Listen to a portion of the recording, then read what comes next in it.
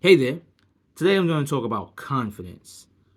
One of the most important things, like, period, right? Something that really, really, really, really is important to focus on. Because if your confidence ain't right, you could be one of the greatest artists in the world. You could be one of the greatest singers and everything in the world. It's just your confidence, your lack of confidence would mess that up. Confidence could actually make a mediocre singer get the job over a singer who has immense talent, right? Just because of how it would impress the person that you're coming to try to impress, the person that you're trying to ask for a job from, the person that you're selling your value to, right? So you could be valuable, but what adds to that value is confidence. So I speak about confidence because it's something that I very much had experience with and learned about, right? So I remember a story that a guy had told me about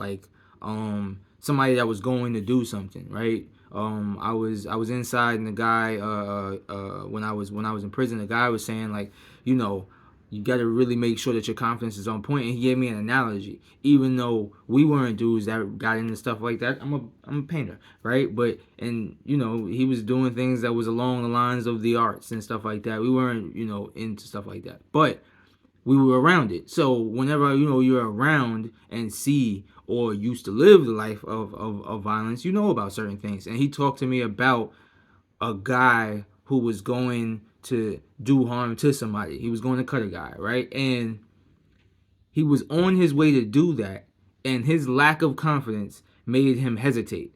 And his hesitation, his lack of confidence in that moment got him whooped. Just that little hesitation in that moment brought the attention to the guy of what he was about to do so that he could see his intentions, and then it was over for him after that. And it was just a whole moment that could have been a quote unquote win for him, ended up being a big L because of his lack of confidence. And I remember myself, to go on another note, right? Something a little bit more positive. I was in college. And I was in college and I did not study.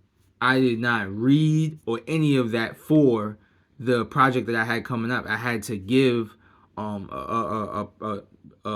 verbal presentation. I had to speak, and I'm pretty good with speaking. It's one of my talents, right? And I knew that, and because I knew that, I said to myself, I got this. I'm not gonna have to worry about it. That confidence that I had, right, said to me, I'm good. It compensated for the fact that I had not read anything about the topic. I had not studied on the topic or anything. So when it was my turn to get up there, I knew a few key things, right? I knew, one, that I was going to have to speak with an energy that I knew what I was talking about, right? I looked over enough things to actually know some of the jargon, some of the terms and phrases for it so that I could, put a little bit of window dressing on the situation. And then, on top of knowing, that I needed to keep a certain energy with me being in front of everybody and with me speaking in front of a teacher who obviously knows this, he's teaching the class,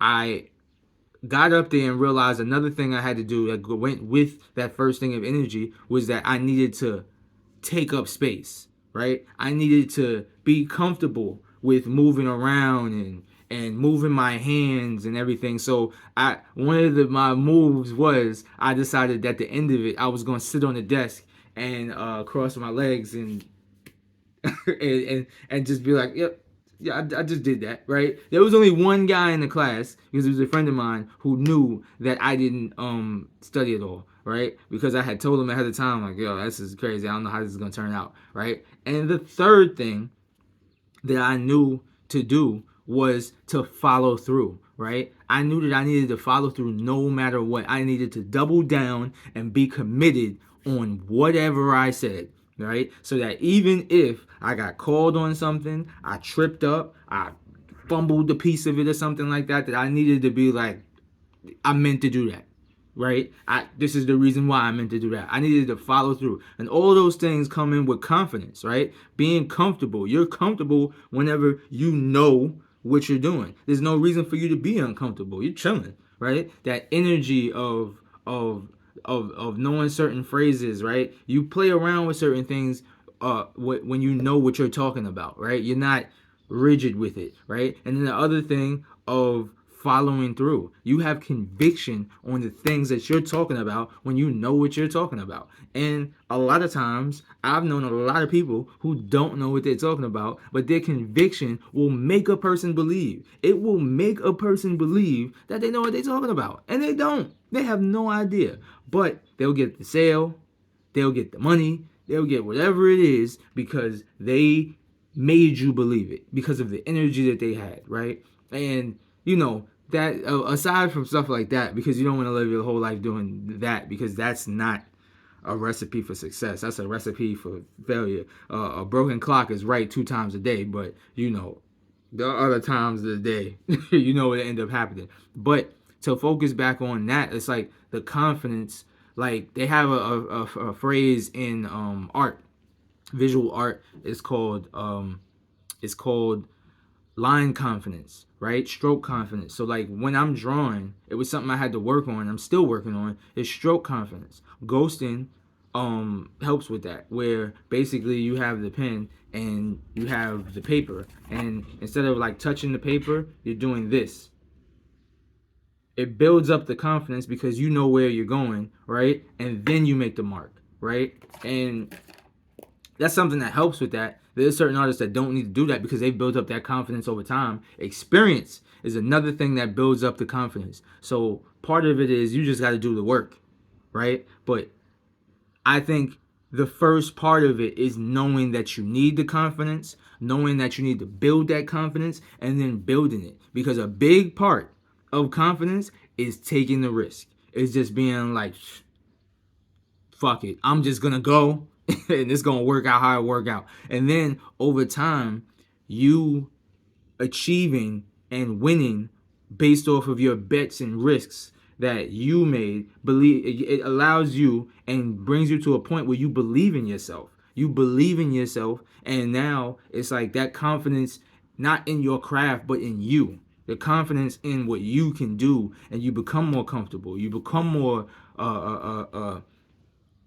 what is it, braggadocious. Like you become more energetic and more like convicted about the things that you believe in, the things that you say, the things that you can do, right? And that comes with also building your value, because you know, because you put so much work in that you know you can do this, right? And it also comes with believing in yourself, right? Part of it is not that you're going to be 100% all the time. It's just a knowing in the back of your head, like, I got this, right? And I have that, right? I have that. Some people can see it as arrogance sometimes. I feel like the line is very thin between that, but I really often feel like arrogance is your problem, not mine. Like, why does it matter to you that I believe in myself? It really doesn't. And you got a lot of haters out here, and in my opinion, whenever you got haters, that mean that you're doing something right, because those people ain't mad for no reason. So,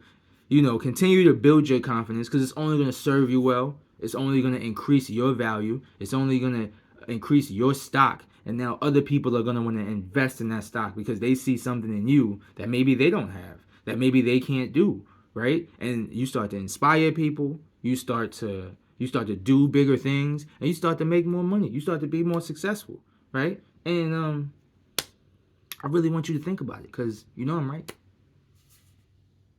Vegeta was always confident. Be confident, believe in yourself, think positive. That's it. Think about it.